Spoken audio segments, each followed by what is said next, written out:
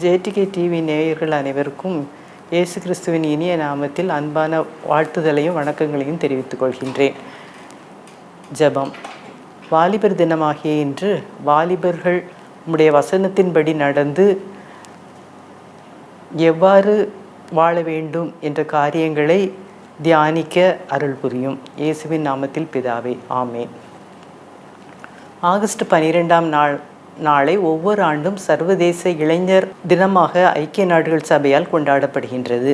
இது இளைஞர்களின் பங்களிப்புகளை கொண்டாடுவதற்கும் அவர்கள் எதிர்கொள்ளும் சவால்களை குறித்து விழிப்புணர்வு ஏற்படுத்துவதற்கும் அர்ப்பணிக்கப்பட்ட நாளாகும். உலகெங்கும் வாழும் இளைஞர்கள் வாழும் சூழல், நாடு மற்றும் பொருளாதார வசதிகள் வெவ்வேறாக இருக்கலாம். குறிப்பாக குறைந்த வளர்ச்சியடைந்த நாடுகள் மற்றும் தீவுகளில் வாழும் இளைஞர்கள் வறுமை, பருவநிலை மாற்றம், டிஜிட்டல் வசதியின்மை போன்ற கடுமையான சவால்களை எதிர்கொள்கின்றார்கள். இவ்வாறு இளைஞர்கள் எதிர்கொள்ளும் சவால்கள் வேறு வேறாக இருந்தாலும் அவர்கள் லட்சியங்கள் ஒன்றுதான். தரமான கல்வி, வேலைவாய்ப்பு, மனநலம், உலகளாவிய பிரச்சனைகளில் இளைஞர்களின் பங்களிப்பை முன்னிலைப்படுத்துவதும் அவர்களின் குரலை சர்வதேச சமூகத்திற்கு கொண்டு செல்வதும் இதனுடைய முக்கிய நோக்கமாகும். 2026ஆம் ஆண்டின் கருப்பொருள் மாறுபட்ட சூழல்கள், பொதுவான லட்சியங்கள். இளைஞர்கள் என்பவர்கள் நாட்டின் முதுகெலும்பாக திகழ்பவர்கள். ஒரு சமுதாயத்தில் நாட்டின் வளர்ச்சிக்கு வாலிபர்களின் சிந்தனை, ஆற்றல் மற்றும் செயல்பாடுகள் மிக முக்கியமானதாகும். அவ்வகையில் இளைஞர்களின் ஆற்றல் ஆக்கப்பூர்வமான வழியில் செயல்படுவது மிக இன்றியமையாததாகும். இன்றைய நவீன காலகட்டத்தில் தொழில்நுட்ப வளர்ச்சியும் உலகமயமாக்கலும் இளைஞர்களுக்கு ஏராளமான வாய்ப்புகளை உருவாக்கியுள்ளன. அதே வேளையில் அவர்கள் மீது சமூக பொறுப்பும் அதிகரித்துள்ளது. வறுமை ஒழிப்பு, மூட நம்பிக்கை ஒழிப்பு மற்றும் பெண்களின் முன்னேற்றம் போன்ற சவால்களை எதிர்கொள்ளும் இளைஞர்களின் பங்கு இன்றியமையாதது. எனவே இன்றைய வாலிபர்கள் தங்களுடைய ஆற்றலையும் நேரத்தையும் ஆக்கப்பூர்வமான செயல்கள், சமூக மாற்றங்கள் மற்றும் ஆன்மீக முன்னேற்றத்தில் செலுத்த வேண்டியது காலத்தின் கட்டாயமாகும். ஆரோக்கியமான எதிர்காலத்தை உருவாக்க அவர்கள் நல்பண்புகளையும் சுய ஒழுக்கத்தையும் வளர்த்து கொள்ள வேண்டும். நவீன தொழில்நுட்பங்களை கற்றுக்கொள்வது வேலைவாய்ப்பை அதிகரிக்க உதவி செய்யும். ஆரோக்கியமான பழக்க வழக்கங்கள், உடற்பயிற்சி மற்றும் இறைவனை பக்தியுடன் தேடுவது சிறப்புடையதாகும். மன அமைதியையும் அவர்களை நல்வழிப்படுத்தவும் இவை உதவுகின்றது. சங்கீதம் 119ஆம் அதிகாரம் 9ஆம் வசனம் இவ்வாறு கூறுகின்றது: வாலிபன் தன் வழியை எதினால் சுத்தம் பண்ணுவான், முது வசனத்தின்படி தன்னை காத்து கொள்கிறதுனால்தானே என்கின்றது. எனவே வாலிபர்கள் வழி சுத்தமாக இருக்கும்போது ஆரோக்கியமான பழக்க வழக்கங்கள் ஏற்படுகின்றது. அதற்கு வசனத்தின்படி தங்களை காத்து கொள்வது மிக அவசியமாகும். 2 தீமோத்தேயு 2:22 அன்றியும் வாலிபத்திற்குரிய இச்சைகளுக்கு விலகியோடி நீதியையும் விசுவாசத்தையும் அன்பையும் சமாதானத்தையும் பின்பற்றும்படி நாடு என்று கூறப்பட்டுள்ளது. தவறான காரியங்களை தவிர்ப்பது மட்டுமல்லாமல் நல்ல குணங்களையும் நற்கிரியைகளையும் வளர்த்து கொள்ள வேண்டும். மேலும் உன் வாலிபத்தை குறித்து ஒருவனும் உன்னை அசட்டை பண்ணாதபடிக்கு நீ வார்த்தையிலும் நடக்கையிலும் அன்பிலும் ஆவியிலும் விசுவாசத்திலும் கற்பிலும் விசுவாசிகளுக்கு மாதிரியாயிரு என்று 1 தீமோத்தேயு 4ஆம் அதிகாரம் 12ஆம் வசனத்தில் கூறப்பட்டிருக்கின்றது. வாலிபர்கள் தங்கள் பேச்சிலும் நடத்தையிலும் தூய்மையிலும் பெரியவர்களுக்கும் மற்ற இளைஞர்களுக்கும் முன்மாதிரியாக இருக்க வேண்டும் என்பது மிக முக்கியமாகும். பிரசங்கி 12ஆம் அதிகாரம் 1ஆம் வசனத்தில் வாலிப பிராயத்தில் உன் சிருஷ்டிகரை நினை என்ற வார்த்தையின்படி உடலிலும் மனதிலும் பலம் இருக்கும் வாலிப நாட்களில் தேவனுக்கு முதலிடம் கொடுக்க வேண்டும். அவர் தேவனுடைய வசனம் அவர்களுக்குள் இருக்கும்போது எல்லாவற்றிலும் ஜெயம் பெற்றவர்களாக வாழ முடியும் என்பதில் சிறிதளவும் ஐயமில்லை. அவர் தேவனுடைய வசனத்தின்படி நடந்து கற்பனைகளுக்கு கீழ்ப்படிந்து பாவத்திற்கு விலகி ஓடி தங்களை பரிசுத்தமாக காத்து கொண்ட வாலிபர்கள் ஒரு சிலரை வேதத்திலிருந்து நாம் பார்க்கலாம். வாலிபர் தங்கள் திறமைகளையும் காலத்தையும் தேவனுக்கும் சமூகத்திற்கும் நல்வழியில் பயன்படுத்த வேண்டும் என்பதே வேதத்தின் மைய கருத்தாகும். வேதத்தில் வாலிபர்கள் தங்கள் இளமையிலும் கடவுளுக்கு உகந்தவர்களாகவும் சிறந்த முன்மாதிரிகளாகவும் வாழ்ந்துள்ளனர். விசுவாசம், கீழ்ப்படிதல் மற்றும் தீர்க்கதரிசன வல்லமை போன்ற நற்பண்புகளுக்கு உரியவர்களாக இருந்திருக்கின்றார்கள். யோசேப்பு என்ற வாலிபனை பற்றி ஆதியாகமத்தில் காண்கின்றோம். சிறு வயதிலிருந்தே சொப்பனத்தின் மூலம் வெளிப்பாடுகளை பெறுகின்றவர். ஆனால் சகோதரர்கள் அவரை வெறுக்கின்றார்கள். சொப்பனக்காரன் என்று பெயர் சூட்டுகின்றார்கள். சூரியனும் சந்திரனும் 11 நட்சத்திரங்களும் என்னை வணங்கினது என்ற கனவி நிமித்தம் அவருடைய தகப்பனும் நானும் உன் தாயாரும் உன் சகோதரர்களும் தரை மட்டும் குனிந்து உன்னை வணங்குவோமோ என்று கடிந்து கொண்டார் என்று ஆதியாகமம் 37ஆம் அதிகாரம் 10ஆம் வசனத்தில் பார்க்கிறோம். ஒருமுறை யோசேப்பு ஆடு மேய்க்கும் தன் சகோதரர்களை பார்க்க தந்தையின் உத்தரவின்படி செல்கிறார். சகோதரர்கள் ஒருவரை ஒருவர் நோக்கி யோசேப்பை கொன்று விடுவோம் என்கிறார்கள். ரூபன் என்ற சகோதரன் அவனை தப்புவித்து ஒரு குழியில் போட வைக்கிறான். பின்னர் யோசேப்பை இஸ்மவேலர்கள் எகிப்தில் போத்திபார் அவருடைய வீட்டில் விற்றுவிடுகின்றார்கள். அங்கு போத்திபாரின் மனைவியின் மூலம் யோசேப்புக்கு சோதனை ஏற்படுகின்றது. ஆதியாகமம் 39ஆம் அதிகாரம் 9ஆம் வசனத்தில் இத்தனை பெரிய பொல்லாங்குக்கு உடன்பட்டு தேவனுக்கு விரோதமாக பாவம் செய்வது எப்படி என்று கூறுகின்றான் என்பதை பார்க்கின்றோம். அது நிமித்தம் அவருக்கு கிடைத்த பரிசு சிறைச்சாலையில் அடைக்கப்படுகின்றார். யோசேப்பின் காரியங்களை பார்க்கும்போது அவருடைய கனவின்படி எதுவுமே நடக்கவில்லை. எல்லாமே விரோதமாகவே நடக்கின்றது. ஆனாலும் யோசேப்பு தேவனுடைய கற்பனையை விட்டு விலகாமல் தேவனுக்கு பயந்து நடப்பதை காண்கின்றோம். பாவத்துக்கு விலகி நடக்கின்றார். அவருக்கு அதற்கு கிடைத்த பரிசு சிறைச்சாலை. எனினும் சோர்ந்து போகவில்லை. அங்கும் தன் உத்தமத்தில் நடந்தார் என்று பார்க்கின்றோம். ஏற்ற நேரத்தில் பார்வோனுடைய சொப்பனத்திற்கு அர்த்தம் சொல்வதன் மூலம் எகிப்திலே பார்வோனுக்கு அடுத்த ஸ்தானத்தில் உயர்த்தப்படுகின்றார். ஏற்ற காலத்தில் உயர்வுகளை பெற்றுக்கொள்கின்றார். எல்லாம் எதிராக நடக்கிறதே என்று சோர்ந்து போகாமல் தன் உத்தமத்திலே நடந்து உன்னத உயர்வை பெற்றுக்கொண்டவர் யோசேப்பு. சகோதரர்கள் பஞ்சத்தின் நிமித்தம் தானியம் கொள்ள வரும்போது யோசேப்பு என்று அறியாமலேயே அவரை தரையில் விழுந்து வணங்குகின்றார்கள். சொப்பனம் நிறைவேறுகின்றது. யோசேப்பு கடந்து வந்த பாதை வெகு தூரம். இறுதியில் யாக்கோவும் யோசேப்பின் இடத்திற்கு சென்றார் என்று பார்க்கின்றோம். வாலிப இச்சைகளுக்கும் தனிமையில் வரும் சோதனைகளுக்கும் இடம் கொடாமல் பரிசுத்தமாக வாழ யோசேப்பு ஒரு சிறந்த உதாரணமாகும். யாரும் பார்க்காத தனிமையிலும் தேவன் நம்மை பார்க்கிறார் என்ற உணர்வு ஒவ்வொருவருக்கும் அவசியம் இருக்க வேண்டும். இன்றைய டிஜிட்டல் உலகில் யாரும் பார்க்காத போதும் நம் எண்ணங்கள் பார்வைகள் கூட தூய்மையாக வைத்திருக்க வேண்டும். அதற்கு யோசேப்பு சிறந்த வழிகாட்டியாக திகழ்கிறார் என்றால் மிகையாகாது. அவசரப்பட்டு எந்த முடிவும் எடுக்காமல் துன்பங்களை சகித்தால் ஒரு நாள் உயர்வை காணலாம். கிரகிக்கக்கூடாத பெரிய காரியங்களை நம் வாழ்விலும் இயேசு நிறைவேற்றி தருவார். அடுத்ததாக தானியேல் 1ஆம் அதிகாரத்தில் 3 முதல் 5 வசனங்களில் இஸ்ரவேல் புத்திரருக்குள்ளே ராஜகுலத்தார்களிலும் துறை மக்களிலும் யாதொரு மாசும் இல்லாதவர்களும் அழகானவர்களும் சகல ஞானத்திலும் தேறினவர்களும் அறிவில் சிறந்தவர்களும் கல்வியில் நிபுணரும் ராஜாவின் அரண்மனையில் சேவிக்க திறமை உள்ளவர்களுமாகிய சில வாலிபர்களை கொண்டு வரவும் அவர்களுக்கு கல்தேயரின் எழுத்தையும் பாஷையையும் கற்றுக் கொடுக்கவும் ராஜா தன் பிரதானிகளின் தலைவனாகிய அஸ்பெனேசுக்கு கற்பித்தார். ராஜா தான் உண்ணும் போஜனத்திலேயும் தான் குடிக்கும் திராட்சரசத்திலேயும் தினம் ஒரு பங்கை அவர்களுக்கு நியமித்து அவர்களை 3 வருஷம் வளர்க்கவும் அதன் முடிவிலே அவர்கள் ராஜாவுக்கு முன்பாக நிற்கும்படி செய்யவும் கட்டளையிட்டார். ஆனால் தானியேல் 8ஆம் வசனத்தில் கூறப்பட்டுள்ளது, தானியேல் ராஜாவின் போஜனத்தினாலும் அவர் பானம் பண்ணும் திராட்சரசத்தினாலும் தன்னை தீட்டுப்படுத்தல் ஆகாதென்று தன் இருதயத்தில் தீர்மானம் பண்ணி கொண்டு தன்னை தீட்டுப்படுத்தாதபடி பிரதானிகளின் தலைவனிடத்தில் வேண்டிக் கொண்டான் என்று வாசிக்கின்றோம். சூழ்நிலைகள் மாறினாலும் நம்முடைய நல்ல பழக்கங்களையும் சுய கட்டுப்பாட்டையும் மாற்றிக்கொள்ளக்கூடாது என்பதை தானியேல் மூலம் அறிந்து கொள்ளலாம். நண்பர்களின் வற்புறுத்துதல் அல்லது நவீன கலாச்சாரம் என்ற பெயரில் தவறான பழக்கங்களுக்கு செல்ல மாட்டேன் என்ற தைரியமாக மறுக்கும் மனப்பக்குவம் ஒவ்வொரு வாலிபருக்கும் இருக்க வேண்டும் என்பதை இதன் மூலம் கற்றுக்கொள்ளலாம். மட்டுமல்ல, தானியேலின் வாழ்க்கை விசுவாசம், ஞானம் மற்றும் இறைவனிடம் காட்டிய தீவிர பற்றுறுதி ஆகியவற்றிற்கு சிறந்த உதாரணமாக திகழ்கின்றது. பாபிலோன் மன்னன் கண்ட கனவுகளுக்கு கடவுளின் உதவியால் தானியேலால் மட்டுமே சரியான விளக்கத்தை கூற முடிகின்றது. இதனால் மன்னர் தானியேலை பாபிலோன் மாகாணத்தின் அதிபதியாகவும் தன் அரசபையில் முக்கிய ஆலோசகராகவும் உயர்த்தியுள்ளார். தானியேலின் எதிரிகள் அவர் தொடர்ந்து தன் கடவுளான யெகோவாவுக்கு மட்டும் ஜெபம் செய்வதை கண்டு அவரை அழிக்க திட்டமிட்டனர்.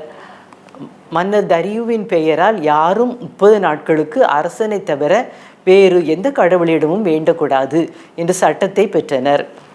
இதை அறிந்தாலும் தானியேல் தன்னுடைய வழக்கத்தின்படியாக எருசலேமை நோக்கி தன் ஜன்னல்களை திறந்து வைத்து தினமும் 3 வேளை கடவுளை நோக்கி ஜெபம் செய்தார். இதனால் சிங்கத்தின் குகையில் போடப்பட்டார். சிங்கங்களின் வாயை கட்டிவிட்டார். தானியேலை சிங்கங்கள் சேதப்படுத்தவில்லை. தானியேல் பாதுகாக்கப்பட்டார். மறுநாள் காலையில் அவர் எந்த சேதமும் இன்றி உயிருடன் மீட்கப்பட்டார். ஆபத்தான காலத்திலும் கடவுள் மீது வைக்கும் அசைக்க முடியாத நம்பிக்கை இதன் மூலம் வலியுறுத்தப்படுகின்றது. தானியேல் 9ஆம் அதிகாரத்தில் தானியேல் தனக்காக அல்லாமல் தன் தேசத்தின் பாவங்களை அறிக்கையிட்டு தேவனுடைய இரக்கத்திற்காக செய்த ஜெபமே தானியேலின் ஜெபமாகும். இது உபவாசத்தோடும் கண்ணீரோடும் தேசத்தின் விடுதலைக்காகவும் தேவனுடைய திட்டத்தை அறியவும் செய்யப்பட்ட ஊக்கமான ஜெபமாகும். சாம்பலில் உட்கார்ந்து உபவாசத்தோடு தன் இருதயத்தை தேவனுக்கு முன்பாக தாழ்த்தினார். நாங்கள் பாவம் செய்து அக்கிரமக்காரராயிருந்து என்று தன் தேசத்தின் பாவங்களை தன்மேல் ஏற்றுக்கொண்டு ஜெபித்தார்.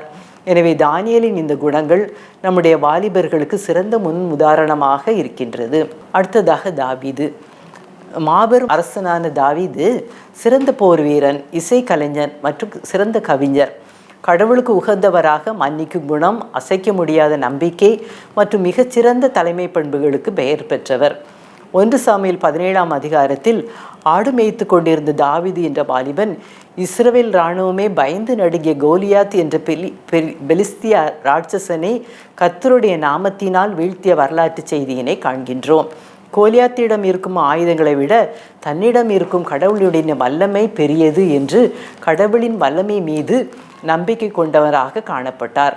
நீ பட்டயத்தோடும் ஈட்டியோடும் என்னிடத்தில் வருகிறாய், நானோ சேனைகளின் கர்த்தருடைய நாமத்தில் உன்னிடம் வருகிறேன் என்று துணிவோடு கோலியாத்தை எதிர்த்து வெற்றி பெற்றார்.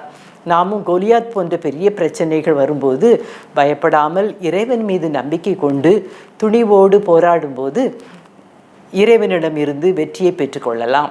கோலியாத்தை வெற்றி பெற்றதை தாவீதிற்கு மக்கள் மத்தியில் கிடைத்த புகழை கண்டு பொறாமை கொண்ட சவுல் ராஜா பல ஆண்டுகள் அவரை துரத்தினார். எனினும் தாவீதுக்கு சவுலை கொல்ல பல வாய்ப்புகள் கிடைத்தது. ஆனாலும் தாவீது அவருக்கு தீங்கு செய்யவில்லை. கடவுளால் அபிஷேகம் செய்யப்பட்டவர் என்ற காரணத்திற்காக அவருக்கு தீமை செய்யவில்லை. சவுலின் மரணத்திற்கு பிறகு முதலில் யூதாவின் ராஜாவாகவும் பின்னர் இஸ்ரவேல் முழுவதற்கும் ராஜாவாகவும் சுமார் கிமு 1010 முதல் 970 வரை ஆட்சி செய்தார். சவுல் ராஜாவுக்கு பின் எருசலேமை தலைநகராக்கி ஆட்சி செய்தார். சிறந்த இசைக்கலைஞராக இவர் பல சங்கீதங்களை எழுதியுள்ளார். தாவீது தன்னுடைய தவறுகளுக்காக கடவுளிடம் மனஸ்தாபப்பட்டு மன்னிப்பு கேட்கக்கூடியவராக காணப்பட்டார். மன்னிப்பு பெற்று கடவுளின் பிரசன்னத்தில் வாழ்ந்தவராக காணப்பட்டார். அடுத்ததாக தாவீது கடவுளின் வல்லமை மீது முழு நம்பிக்கை கொண்டிருந்தார். மன்னர்களின் ஆயுதங்களை நம்பாமல் சேனைகளின் கர்த்தரின் நாமத்தினாலே கோலியாத்தை வென்று கோலியாத் என்ற மாபெரும் வீரனை எதிர்த்து வெற்றி கொண்டார். அடுத்ததாக கீழ்ப்படிதலும் பொறுமையும் அவருடைய அடுத்த சிறந்த குணாதிசயம் ஆகும். தன்னை கொல்ல துரத்திய சவுல் ராஜாவை கொல்ல வாய்ப்பு கிடைத்தாலும் கர்த்தரால் அபிஷேகம் பண்ணப்பட்டவர் என்பதால் அவருக்கு தீங்கு செய்யவில்லை. கடவுளின் நேரத்திற்காக காத்திருந்தார். 2 சாமுவேல் 7:2 தாவீது கர்த்தருக்கென்று ஒரு ஆலயத்தை கட்ட வேண்டும் என்று விரும்பினார். நான் அழகான வீட்டில் வசிக்கிறேன், ஆனால் தேவனுடைய பெட்டியோ ஒரு கூடாரத்தில் இருக்கிறது என்று நினைத்ததாக கூறப்பட்டுள்ளது. தேவனுடைய வீட்டை குறித்த அக்கறை தாவீதிடம் காணப்பட்டது. அடுத்ததாக ஷாத்ராக், மேஷாக், ஆபேத்நேகோ. பழைய ஏற்பாட்டில் வரும் தானியேல் புத்தகத்தில் குறிப்பிடப்படும் 3 இளைஞர்கள். பாபிலோன் அரசன் நேபுகாத்நேச்சர் ஒரு பெரிய தங்கச் சிலையை உருவாக்கினார். இசைக்கருவிகள் ஒலிக்கப்படும் போது அனைவரும் அச்சிலையை விழுந்து வணங்க வேண்டும் என்று உத்தரவிட்டார். மீறுபவர்கள் கொதிக்கும் நெருப்புச் சூளையில் எரியப்படுவார்கள் என்று அறிவித்தார். ஆனால் ஷாத்ராக், மேஷாக், ஆபேத்நேகோ ஆகியோர் பொற்சிலையை வணங்க மறுத்தனர்.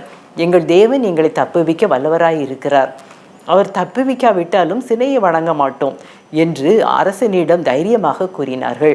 அரசன் சூளையில் வழக்கத்தை விட 7 மடங்கு அதிகமாக சூடாக்கி 3 பேரையும் கட்டி நெருப்புச் சூளையில் போட்டார். சூளையின் வெப்பம் தாங்காமல் அவர்களை தூக்கிச் சென்றவர் வீரர்கள் இறந்தனர்.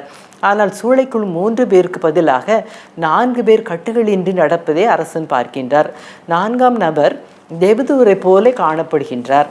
அரசன் அவர்களை வெளியே வரவழைத்து பார்த்தபோது நெருப்பு அவர்களை ஒரு துளியும் பாதிக்கவில்லை. அதை கண்ட அரசன் தேவனை புகழ்ந்து உன்னத தேவனின் ஊழியர்களை விடுவித்து இறைவனை போற்றினார். எத்தனை துன்பங்கள் அல்லது நஷ்டங்கள் வந்தாலும் நம்முடைய நம்பிக்கையும் விசுவாசத்தையும் விட்டுவிடக்கூடாது என்ற பெரிய பாடத்தை நிகழ்வு நமக்கு கற்றுக் கொடுக்கின்றது. உயிருக்கு ஆபத்து வந்தாலும் நஷ்டம் ஏற்பட்டாலும் நீதியின் பக்கம் உண்மையின் பக்கமும் நிற்க வேண்டும் என்று நேர்மையான வாழ்வு வாழ வழிகாட்டுதலாய் இம்மூவருடைய செய்கை உள்ளது என்றால் மிகையாகாது. சாத்ராக், மேஷாக், ஆபேத்நேகோ ஆகியோர் தங்கள் உயிருக்கு ஆபத்து நேர்ந்த போதிலும் தேவனின் கட்டளைகளுக்கு கீழ்ப்படிந்தனர். அவர்களின் அந்த கீழ்ப்படிதல் ராஜா தேவனை நம்புவதற்கு உதவியது என்று பார்க்கின்றோம். அடுத்து தீமோத்தேயு. புனித தீமோத்தேயு பைபிளின் புதிய ஏற்பாட்டில் குறிப்பிடப்பட்டுள்ள ஒரு முக்கிய ஆரம்பகால கிறிஸ்தவ ஊழியர் மற்றும் பவுல் அப்போஸ்தலனின் உற்ற தோழர் ஆவார். இவர் எபேசு நகரின் முதல் ஆயராக செயல்பட்டு கிபி 97ஆம் ஆண்டில் மரித்தார். தீமோத்தேயு லிஸ்திரா அல்லது டெர்பே நகரத்தைச் சேர்ந்தவர். சிறு வயது முதலே வேத வாசிப்பும் இறை வார்த்தைகளையும் தன் தாய் மற்றும் பாட்டி மூலம் கற்று வளர்ந்தவர். பவுல் தனது 2வது மிஷனரி பயணத்தின் போது தீமோத்தேயுவை சந்தித்தார். தீமோத்தேயுவின் நற்பெயரை கண்ட பவுல் அவரை தன் மகனைப் போலவும் நம்பிக்கைக்குரிய உடன் பணியாளராகவும் தன் பயணங்களில் சேர்த்து கொண்டார். புதிய ஏற்பாட்டில் பவுல் எழுதிய 1 தீமோத்தேயு மற்றும் 2 தீமோத்தேயு ஆகிய 2 கடிதங்களும் இவருக்கு எழுதப்பட்டவையாகும். இவர் வாலிப பிராயத்திலேயே தேவனுடைய ஊழியத்தை செய்தவர். பவுலின் ஊழியத்தையும் அவரின் பாடுகளையும் பற்றி நன்கு தெரிந்து கொண்டு பவுலடியாருடன் இணைந்து ஊழிய பயணம் செய்தவர். பவுலடியார்களின் உடன் வேலையாளராய் இருந்தார். பவுலடியார் தன்னை அனுப்பிய இடங்களுக்கெல்லாம் கீழ்ப்படிதலுடன் சென்றார். பல சபைகளை சந்தித்து அவர்களுக்கு போதித்தார். சபைகளுக்காக ஊக்கமாக ஜெபித்தார். உத்தமராக நடந்து கொண்டார். இவர் இளம் வயதிலேயே சபையின் தலைமை பொறுப்பை ஏற்று பணி செய்தார். அமைதியான குணமுடையவராக இருந்தார். சபைக்குள் புகுந்த தவறான போதனைகளை எதிர்த்து போராடுவதும் தகுதியான மூப்பர்களை நியமிப்பதும் இவருடைய பணியாக இருந்தது. சிறு வயதிலே பெரிய பொறுப்புகளை ஏற்று செயல்படுதல் வேண்டும் மட்டுமல்ல, வாலிப வயதை கொண்டாட்டங்களுக்கு மட்டுமல்ல, குடும்பத்திலும் சமூகத்திலும் பொறுப்புள்ள மகனாகவும் மற்றவர்கள் மதிக்கும்படியாகவும் வாழ வேண்டும் என்பதை இவர் மூலம் இன்றைய இளைஞர் கற்றுக்கொள்ள வேண்டும். அப்போஸ்தலனாகிய பவுல் வாலிபனாகிய தீமோத்தேயுவுக்கு எழுதிய அறிவுரைகள் இன்றும் நம் வாலிபர்களுக்கு சிறந்த அறிவுரையாகும் என்பதில் ஐயமில்லை. முதலாவதாக 1 தீமோத்தேயு 4:12 உன் இளமையை குறித்து ஒருவரும் உன்னை அசட்டை பண்ணாதபடி நீ வார்த்தையிலும் நடக்கையிலும் அன்பிலும் ஆவியிலும் விசுவாசத்திலும் கற்பிலும் விசுவாசிகளுக்கு மாதிரியாயிரு என்று கூறுகின்றார். இரண்டாவதாக 2 தீமோத்தேயு 2:22 அன்றியும் பாலியத்திற்குரிய இச்சைகளுக்கு விலகி ஓடி சுத்த இருதயத்தோடு கர்த்தரை தொழுது கொள்ள வேண்டும் என்று கூறப்பட்டுள்ளது. மேலும் புத்தீனமும் அயுக்தியுமான தர்க்கங்கள் சண்டைகளை பிறப்பிக்கும் என்று அறிந்து அவைகளுக்கு விலகியிரு என்றும் அறிவுறுத்துகின்றார். வாலிப வயதிலே தேவனுடைய பணிகளை செய்யவும் மற்றவர்களுக்கு நல்லொழுக்கத்தில் மாதிரியாக திகழவும் முடியும் என்பதை தீமோத்தேயுவின் வாழ்வின் மூலம் தெரிந்து கொள்கின்றோம். அடுத்ததாக பெண்களின் வரிசையில் இயேசுவின் தாயாகிய மரியாளை கூறலாம். இயேசுவை பெற்றெடுக்க தேவனால் தெரிந்து கொள்ளப்பட்ட போது இவர் ஒரு இளம் வாலிப பெண். நான் கர்த்தரின் அடிமை, உமது வார்த்தையின்படி எனக்கு ஆக கடவுது என்கின்றார் என்று தேவனுடைய திட்டத்திற்கு முற்றிலுமாக கீழ்ப்படிந்தவர்கள். வாலிப வயதில் கற்பம் தரிப்பதனால் என்னென்ன அவமானங்கள் நேரிடும் என்பதை தெரிந்தும் அந்த அவமானங்களை பொருட்படுத்தாமல் தேவனுடைய திட்டத்திற்கு தன்னை ஒப்பு கொடுத்த சிறந்த பெண்மணியாக இயேசுவின் தாயாகிய மரியாள் காணப்படுகின்றாள். இறைவனுக்காக நிந்தனைகள் பாடுகளை சுமக்க தன்னை அர்ப்பணிக்கின்றார். மரியாளின் தாழ்மை, விசுவாசம், கீழ்ப்படிதல் அவர்களை இயேசுவுக்கு தாயாக உயர்த்தியது என்றால் அது மிகையாகாது. அடுத்ததாக எஸ்தர். பெற்றோரை இழந்த வாலிப பெண்ணாகிய எஸ்தர் தன் அழகினாலும் குணத்தினாலும் ராணியாக உயர்ந்தாள். நான் அழிந்தாலும் அழிகிறேன் என்று அரசனை சந்திக்க அனுமதி இல்லாத நேரத்திலும் அசாத்திய துணிவோடு தன் உயிரை பணயம் வைத்து சென்று யூத இன மக்கள் அனைவரையும் அழிவிலிருந்து காப்பாற்றிய பெருமை எஸ்தருக்கு உரியதாகும். எஸ்தர் 4:16 நான் ராஜாவிடம் போகிறேன், நான் செத்தாலும் சாகிறேன் என்று துணிவுடன் தன் இன மக்களுக்காக செல்கின்றார்கள். உபாசித்து ஜெபம் பண்ணி செல்கிறார்கள். எஸ்தர் ஜெபம் என்பது ஆபத்து காலத்தில் உபவாசம் இருந்து இறைவனிடம் முழுமையாக ஒப்பு கொடுத்து செய்யும் கண்ணீர் மன்றாட்டு ஆகும். தன் இன மக்களை காப்பாற்ற 3 நாட்கள் உபவாசித்து ஜெபித்து அரசனிடம் முறையிட்டு யூத ஜனம் காப்பாற்றப்பட காரணியாக இருந்தார்கள் என்றால் அது மிகையாகாது. இந்த வெற்றி இன்றும் பூரிம் என்னும் பண்டிகையாக கொண்டாடப்பட்டு வருகின்றது. அடுத்து ரெபேக்காள். ஈசாக்கிற்கு மனைவியாக தேர்ந்தெடுக்கப்படுவதற்கு முன்பு ஆபிரகாமின் ஊழியக்காரருக்கும் அவரோடு இருந்த ஒட்டகங்களுக்கும் தண்ணீர் கொடுத்த பெண்மணி. கடின உழைப்பு, பொறுமை, விருந்தோம்பல் உள்ள ரெபேக்காளை ஈசாக்குக்கு மனைவியாக அழைத்து சென்ற செய்தியை ஆதியாகமம் 24 அதிகாரம் 19 காண்கின்றோம். ரெபேக்காள் அவனுக்கு குடிக்க கொடுத்து தீர்ந்த பின்பு உமது ஒட்டகங்களுக்கும் குடித்து தீர் மட்டும் தண்ணீர் கொடுப்பேன் என்று கூறுகின்றாள். நற்குணசாலியாக திகழ்கின்றார். இவ்வாறு ஒரு சில முன்மாதிரிகளை வேதத்தின் மூலம் நாம் பார்த்தோம். வேதத்தில் வாலிபர்கள் இளமையிலும் பரிசுத்தமாக கடவுளுக்கு உகந்தவர்களாகவும் சிறந்த முன்மாதிரியாகவும் தேசத்துக்கு மன்றாடுகின்றவர்களாகவும் வாழ்ந்து உள்ளனர். விசுவாசம், கீழ்ப்படிதல் மற்றும் தீர்க்கதரிசன வல்லமை போன்ற நற்பண்புகளுக்கு அவர்கள் மாதிரியாக வாழ்ந்துள்ளதை நாம் பார்க்க முடிகின்றது. எனவே இளமை காலம் என்பது ஆற்றலும் புதிய சிந்தனைகளும் நிறைந்த பொன்னான பருவம். இக்காலத்தில் நற்பண்புகளை வளர்த்து கொள்வது, பெற்றோரின் வழிகாட்டுதலை பின்பற்றுவது, சமுதாயத்தில் காணப்படுகின்ற தீய பழக்கத்திற்கு அடிமையாகாமல் கவனமாக இருப்பது எதிர்காலத்தை சிறப்பாக்கும். உங்களுக்கென தனித்திறமைகளை வளர்த்து கொள்ளுங்கள். பரிசுத்தமான ஒழுக்கமான வாழ்க்கையை வாழ்வதற்கு பாதகமான உறவுகளை தவிர்த்து விடுங்கள். உங்களை நல்வழியில் நடத்தும், உங்கள் வளர்ச்சிக்கு உதவும் நல்ல நண்பர்களை தேர்ந்தெடுத்து சேர்த்து கொள்ளுங்கள். வாலிப பருவத்தில் எடுக்கும் சரியான முடிவுகள் தான் உங்கள் எதிர்காலத்தை தீர்மானிக்கும். ஆரோக்கியமான எதிர்காலத்தை உருவாக்க நற்பண்புகளையும் சுய ஒழுக்கத்தையும் இறைவனின் கட்டளைகளுக்கு கீழ்ப்படிந்து வாழும் நல்ல காரியங்களையும் உங்கள் வாழ்வில் கடைபிடித்து வாழ்வது கட்டாயமாக்கப்பட வேண்டும். தன்னம்பிக்கை மற்றும் விடாமுயற்சி, இறைவேண்டல் மிக முக்கியமானது.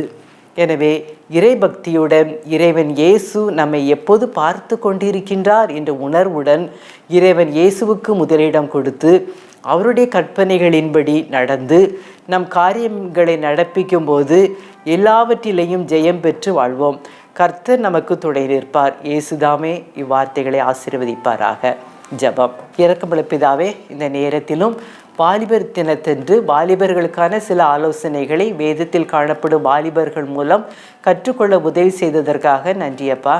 ஏசப்பா, நீங்கள் உங்கள் வாலிப பிரயாயத்தில் பாவம் இல்லாதவராக, பாவத்தை வென்றவராக, பாவிகளை நேசித்து நல்ல வழியில் நடத்தியவராக மட்டுமல்ல, துன்பப்படுபவர்களுக்கு உதவுவராகவும் வாழ்ந்து வந்தீங்கப்பா. நாங்களும் வாலிபர்களானாலும் சரி, முதியவர்களானாலும் சரி, உம்மை பின்பற்றி பாவத்திற்கு விலகி பரிசுத்தமாக உம்முடைய நாமத்திற்கு மகிமை உண்டாகும்படி வாழ அருள் புரியும். இதை கேட்கும் எல்லா வாலிபர்களின் வாழ்வும் உம்மில் ஆசீர்வதிக்கப்பட அருள் தாரும். துதிகன மகிமை எல்லாம் உமக்கு மட்டுமே உரியதாகும். இயேசுவின் நாமத்தில் பிதாவே, ஆமேன். அனைத்து வாலிபர்களுக்கும் வாலிபர் தின வாழ்த்துக்களை அன்போடு தெரிவித்துக் கொள்கிறேன். நன்றி.